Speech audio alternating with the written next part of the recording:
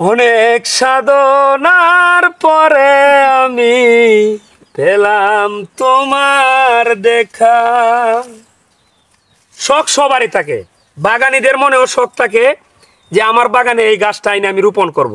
আমরা যারা এই এগ্রিকালচার নিয়ে কাজ করি, নার্সারি নিয়ে কাজ করি, চারা বিক্রি করি, আমাদেরও শখ থাকে যে এই গাছটা যদি আমাদের সংগ্রহে থাকতো।